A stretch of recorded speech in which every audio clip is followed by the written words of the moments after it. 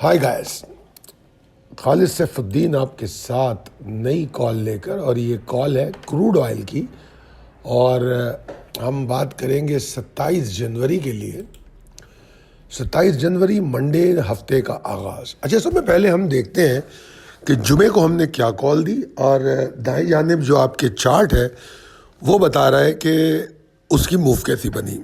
आप देख सकते हैं मल्टीपल ट्रेडिंग अपॉर्चुनिटी बनी।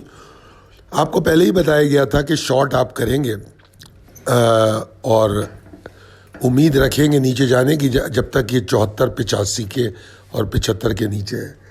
तो आगाज़ तो ऑस्ट्रेलियन और न्यूजीलैंड आवर्स में थोड़ा ऊपर ज़रूर हुआ, मगर फिर हमने देखा उसको लॉन्ग विक्स बनाते हुए, और फिर वो अपनी कंफर्मेशन करके नीचे आया। मतलब बड़ी वाज़ेह कंफर्मेशन है। 74, 85, 75 जब तोड़ता है वो, तो that was the time to go short. और उसके बाद हमने 74, 25 के नीचे नए मज़ीद शॉर्ट करने की बात की थी। अच्छा, 74, 25 के नीचे जब नए शॉर्ट करने हैं तो इसका मतलब है कि 74, 25 के ऊपर पिछले शॉर्ट का स्टॉप लॉस होता है। ये एक नॉर्मल रूटीन है, जो ट्रेडर्स हैं वो समझते हैं। अच्छा, वो नीचे गया ज़रूर मगर सस्टेन नहीं हुआ, एंड बुल्स गॉट बैक, और फिर एक अच्छी एफर्ट देखी। मगर कल की कॉल में हमने लॉन्ग को तो इनकरेज ही नहीं किया था। हमने कहा था अगर मौका मिलेगा तो हम फिर शॉर्ट ही करेंगे, और वो भी शॉर्ट ऑन स्ट्रेंथ। अगर बुल्स ने थोड़ी बहुत कोशिश की तो हम शॉर्ट ऑन स्ट्रेंथ करेंगे। उसके बाद फिर वो ऊपर गया, और ऊपर जाके फिर 74, 85, 75 के पास से फिर नीचे आ गया। 74, 75 को टेस्ट किया, फिर नीचे आ गया, और 50, 55 के पास कहीं क्लोज हो गया। तो ऑलरेडी 25 सेंट प्रॉफिट में ही है दूसरी ट्रेड भी।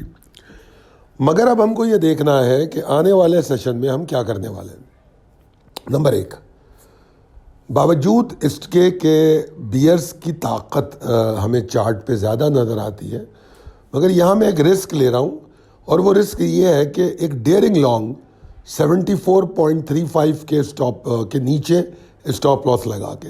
अच्छा, ये नीचे बोलना क्या ज़रूरी होता है, बिलो कहना, सस्टेनेबिलिटी कहना क्या ज़रूरी होता है? असल में जो प्राइस एक्शन है कोई इंसान तो कंट्रोल नहीं करता। जैसी बाइंग एंड सेलिंग आती है तो उसके हिसाब से वो चार्ट्स बन रहे होते हैं। तो 74, 35 अगर एक लेवल है तो कैनॉट बी एग्जैक्टली 74, 35, ठीक है ना, समवेयर अराउंड इट, 74, 30 और 74, 40।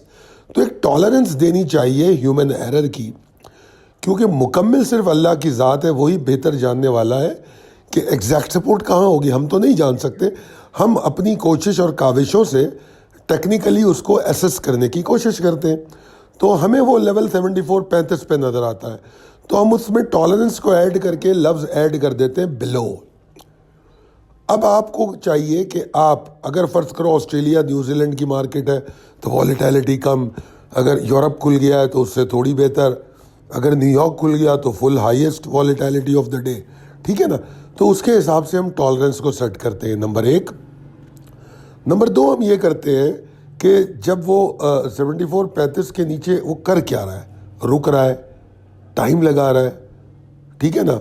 तो अगर टाइम लगा रहा है तो हम अपनी एग्जिट ले लेंगे और अपने उस डेयरिंग लॉन्ग से निकल जाएंगे, ठीक है ना। वरना एन मुमकिन है जब आपको लेवल बताया जा रहा है तो वो लेवल तो सपोर्ट लेवल है। स्टॉप लॉस क्या होता है? लॉन्ग का स्टॉप लॉस हमेशा सपोर्ट लेवल पे होता है, शॉर्ट का स्टॉप लॉस हमेशा रेजिस्टेंस लेवल पे होता है।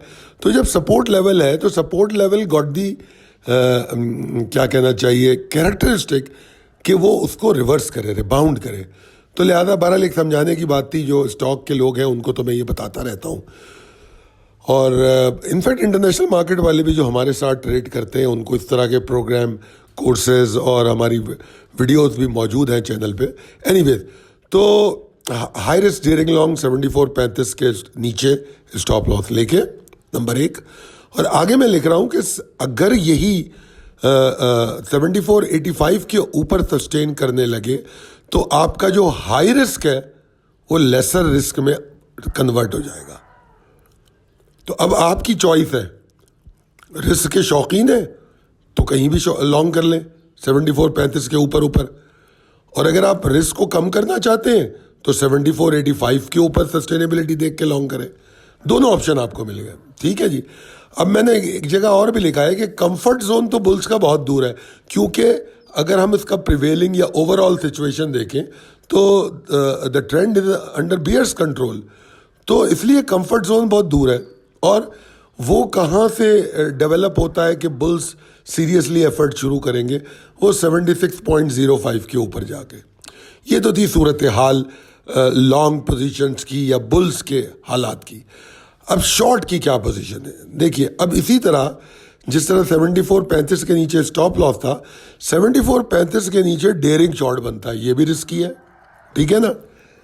अगर जब आप लॉन्ग के स्टॉप लॉस से निकलेंगे और अगर आपने सस्टेनेबिलिटी देख ली तो ये रिकमेंडेड है डेयरिंग शॉर्ट। और जो इस्टेब्लिश हो रहा है शॉर्ट वो 73.85 को तोड़ के, तो ये $1 के बीच में पूरी कहानी है। मतलब अगर आप नोटिस करें तो ट्रिगर्स एंड डायरेक्शंस जो है पूरे $1 का डिफरेंस है, 74.85, 73.85। और अगर आप समझने की कोशिश करें, जो मैं पिछले 12 सालों से बता रहा हूँ कि हमारा नाम ही यही है ट्रेडिंग ऑन लेवल्स, कि इस $1 के बीच में क्या है, इस $1 के बीच में ट्रेडिंग ऑन लेवल्स है कि हम लेवल्स के मुताबिक ट्रेड करते हैं तो हमें मौका मिलता है। जिस तरह मैंने तफसील से समझाया आपके सामने, नीचे लेवल्स भी मौजूद हैं कि अगर मूव बन जाती है तो उसकी स्टॉप लॉस की ट्रेलिंग कैसे करनी है, एग्जिट कैसे लेनी है। पावर ऑफ मोमेंटम, जो पावर या मोमेंटम बुल्स या बियर्स का नहीं समझ में आ रहा, कोई बात नहीं, स्टॉप लॉस ट्रेल करो, ठीक है ना। मगर एग्जिट स्ट्रेटजी आपकी ट्रेड में हमेशा होनी चाहिए। और आपको पता है यहाँ मैं जो क्लेम करता हूँ, डेली टारगेट क्लेम करता हूँ। और अभी आपको मैंने जुमे के फ्राइडे सेशन के टारगेट भी दिखा दिए थे। तो ऑब्वियसली हम डेली टारगेट जब वो करते हैं तो एग्जिट लेवल के बगैर ये मुमकिन नहीं है। बहुत शुक्रिया। अगर आप लोगों को लगता है कि हमारी ये वीडियो आपके किसी काम आती है, आपको पसंद आती है, तो you are more than welcome to contact us. And for crude oil, silver, gold, euro, USD, Dow Jones, S&P, Nasdaq, even दोस्तों हम क्रिप्टो में भी आपको ऐसी ही टेक्निकल असिस्टेंस दे सकते हैं। यही नहीं, हम न्यूयॉर्क टाइमिंग से पहले आपको एक ऑडियो के जरिए अपडेट भी देते हैं। बहुत शुक्रिया, थैंक यू।